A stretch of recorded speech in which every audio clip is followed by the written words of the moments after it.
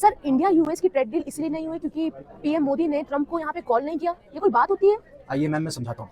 अब ये जो आप स्क्रीन पे देख पा रहे हैं ना, ये है यूनाइटेड स्टेट्स के कॉमर्स सेक्रेटरी हॉवर्ड ल्यूटनिक। अब इन्होंने साफ साफ एक पॉडकास्ट के टाइम पे ये कहा कि इंडिया यूएस की ट्रेड डील इसलिए नहीं हुई कि कोई पॉलिसी में डिफरेंसेस थे, बस इसीलिए नहीं हुई कि मोदी जी ने कॉल नहीं किया ट्रंप को। और अब इससे साफ साफ ये जाहिर होता है कि डोनाल्ड ट्रंप की जो एक प्रोसेस होती है ना कि किसी कंट्री के साथ में नेगोशिएट करने की, तो वो यूएस को रिप्रेजेंट नहीं कर रहे होते हैं, वो एक बिजनेसमैन की तरह अपने आप को रिप्रेजेंट कर रहे होते हैं, जिसमें उनकी ईगो मैटर करती है, लॉयल्टी मैटर करती है और प्रेज मैटर करता है कि कौन उनकी तारीफ कर रहा है। फॉर एग्जाम्पल आप ले लीजिए पाकिस्तान का केस, शहबाज शरीफ उनकी तारीफ करते हुए थकते नहीं है, आसिम मुनीर नहीं थकते हैं, और ये चीज देखने को मिलती है कि किस तरीके से यूएसए पाकिस्तान को सपोर्ट करता है। बट यहां तक बात नहीं थमती। इवन इन्होंने इसी पॉडकास्ट के अंदर ये बात कही कि आप यूके का एग्जांपल लीजिए, जब यूके के साथ में ट्रेड डील होने वाली थी तो यूके के प्राइम मिनिस्टर की स्टारमर ने आगे से फोन किया। अब यहाँ पे आपको ईगो सब कुछ समझ में आ गया। लेकिन हॉवर्ड ल्यूटनिक ये कहते हैं कि ये जो ट्रेड डील थी ना, इसमें तो सिर्फ मैं एग्रीमेंट करता हूं या नेगोशिएट करता हूं, एट द एंड जो क्लोजर है इस ट्रेड डील का वो है डोनाल्ड ट्रंप। और अगर मोदी जी उस टाइम पे कॉल नहीं करेंगे तो फिर डोनाल्ड ट्रंप इस ट्रेड डील को क्लोज नहीं करेंगे। तो यहाँ पे जो यूनाइटेड स्टेट्स की डिप्लोमेसी है वो बैक सीट चली जाती है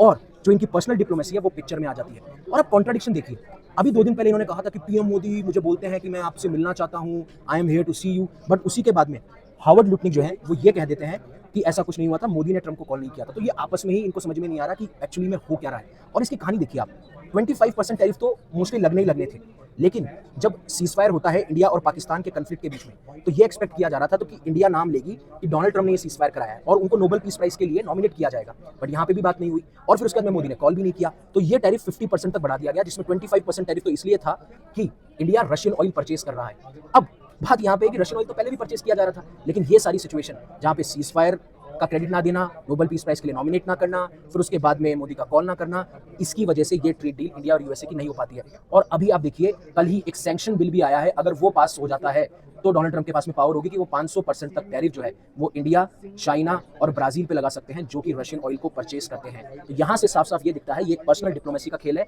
ये एक ईगो से भरे हुए इंसान का खेल है जो है डोनाल्ड ट्रंप। बट मैम अब एक दिक्कत और है डोनाल्ड ट्रंप के सामने, क्योंकि जो यूएस का सुप्रीम कोर्ट है वो अब ये रिव्यू कर रहा है कि ये जो टैरिफ लगाए गए हैं क्या ये लीगल है कि नहीं है। और अगर मान लीजिए सुप्रीम कोर्ट ने कहा कि ये टैरिफ इलीगल है, तो डोनाल्ड ट्रंप की सरकार को 150 बिलियन डॉलर्स तक उन इंपोर्टर्स को देने होंगे जिन्होंने ये माल मंगाया है अमेरिका के अंदर। और बात यहाँ पे ये है कि जब इंडिया और यूएस के बीच में ये प्लान हुआ था कि हम 2030 तक इस ट्रेड डील को 500 बिलियन डॉलर्स की कर देंगे, जो कि आज स्टैंड करती है अराउंड 191 बिलियन डॉलर्स की, तो ये जो आज डोनाल्ड ट्रंप अपने ईगो का गेम खेल रहे हैं ना, ये चीज़ पॉसिबल होना बहुत मुश्किल हो जाती है जहाँ पे हम 500 बिलियन डॉलर तक पहुँच पाएं। इसीलिए अब सुप्रीम कोर्ट क्या स्टेप लेता है वो बहुत ज़्यादा मैटर करता है।